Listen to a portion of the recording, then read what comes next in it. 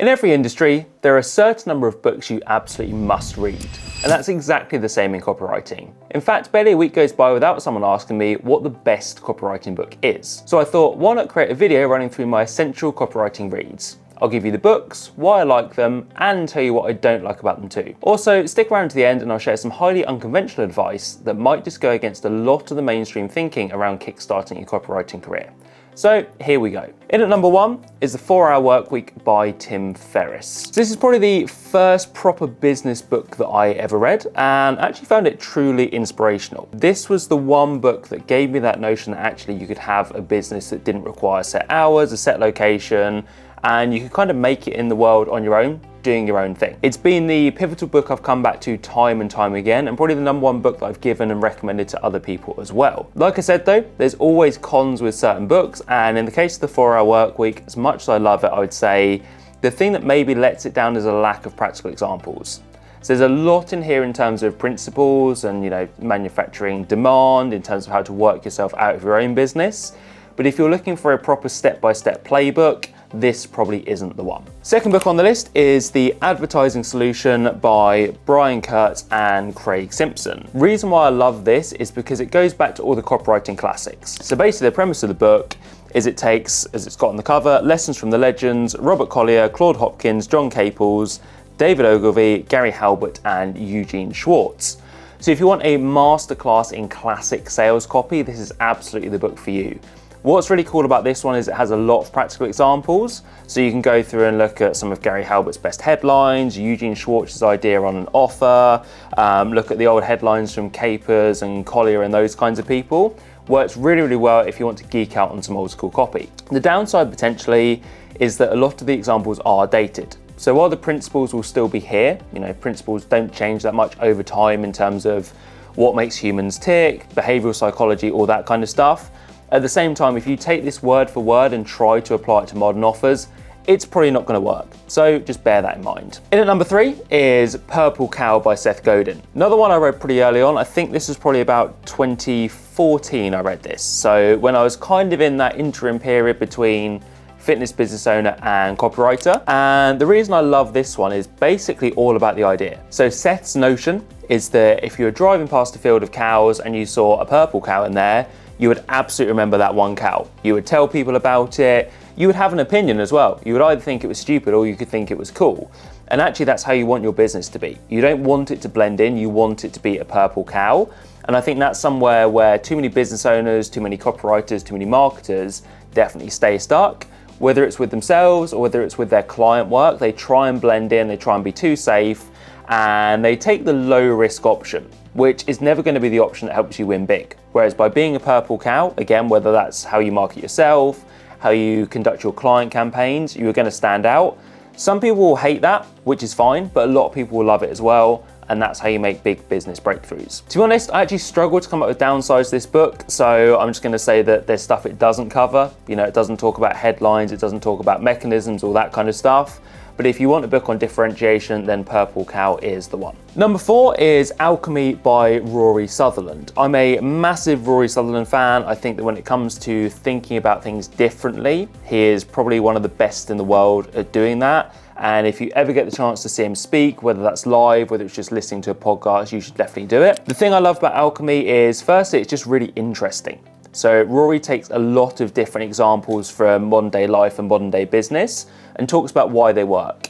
It also very much breaks the sort of conventional copywriting code. So there's very little in here about how to write a hook, guarantees, risk reversal, all that kind of stuff. What he does is takes businesses that are doing things differently and shows you how you can actually take those concepts from like the big brands, even global brands like Apple, like Uber, like those kinds of things, and translate it into your own business. Downsides of this book is if you are looking for a pure copywriting book, this won't necessarily be the one for you, but I would urge you to look past that and look at the concepts this book is sharing and think about actually how can you take the behavioral insights and apply them to your campaigns, because a lot of copywriters get stuck in that trap of always thinking about funnel structure, about upsells, about storytelling, all those kinds of things. And yes, that definitely matters. But at the same time, often it's the things that seem smaller, the subtle tweaks in an offer that actually really make it work. And Alchemy is fantastic at getting you to find those. Fifth book is Key Person of Influence by Daniel Priestley. If I could only ever follow one person in business, then it might be Daniel. I just think that some of the stuff he shares is fantastic. He's very, very good at sticking to principles and at following certain core themes. He doesn't hop from one thing to another. He's changed his businesses over time. He's invested in different things. He's had different startups, but you will always see the same principles in there, whether that's being oversubscribed, whether it's manufacturing demand, whether it's creating partnerships, whether it's pitching, or in the case of everything else he does, being a key person of influence. Again, really good if you're doing client work, because a lot of clients just blend in. They're not key people of influence. If you can help them do that, they're going to love you.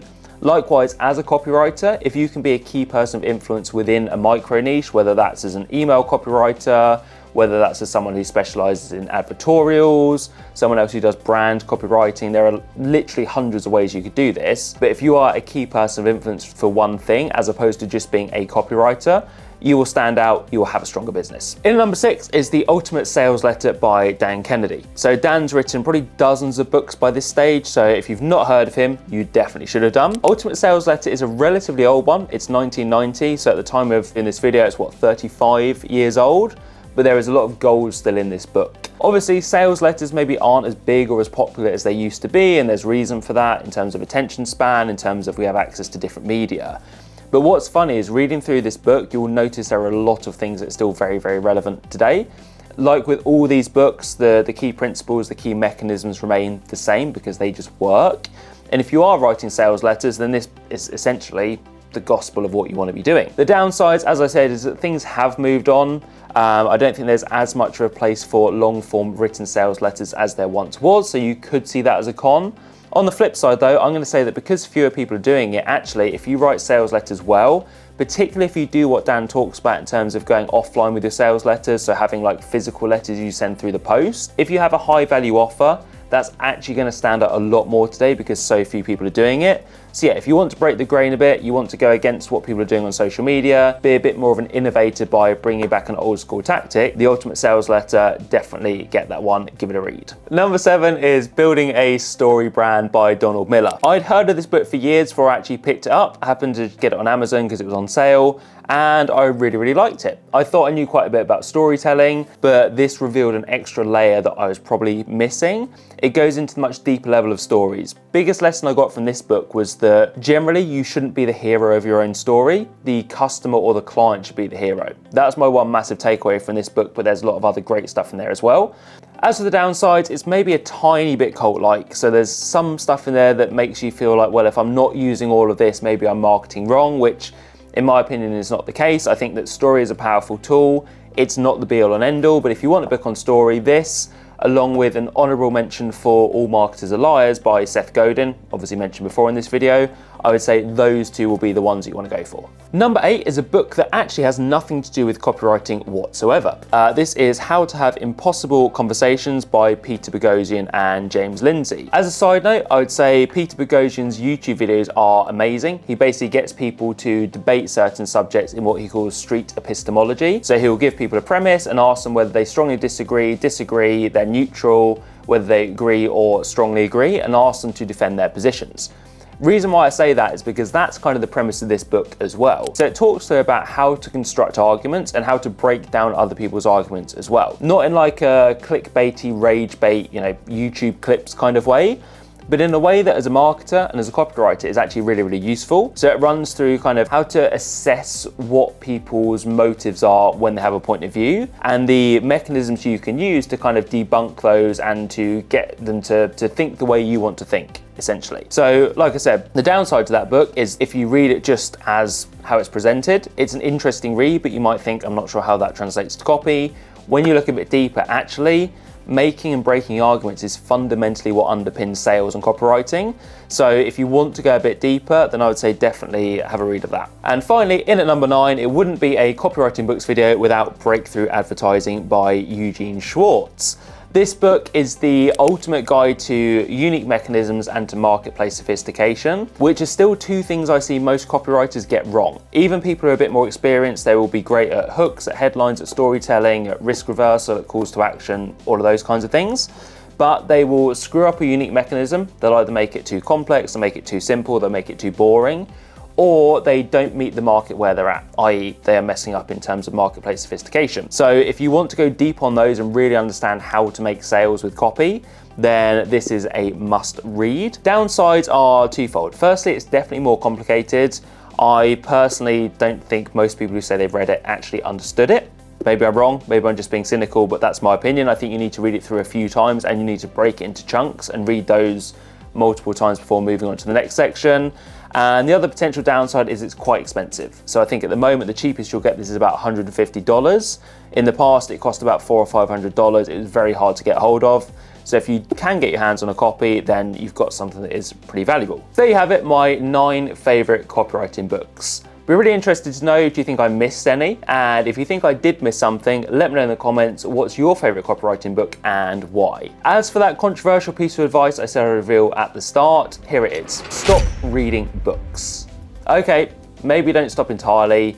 But in my opinion, so many copywriters think the answer to a successful high earning career is in a book, and it's also definitely not in a ChatGPT prompt. If you want to get great at copy and you want to make good money, you need to actually write copy. And more than that, you need to eat, sleep, and breathe copy. So do things like sign up to mailing lists, analyze ads, scroll your newsfeed and make notes on what you see, and above all, write. You should be doing at least 5 times as much writing as reading, because that's how you get better. So if you're constantly asking what you can read to get better, the answer probably lies in putting down the books and picking up a pen, or it's 2025, so a laptop. Thanks for watching. Remember to subscribe, like the video, and share it with a friend, and I will catch you on the next one.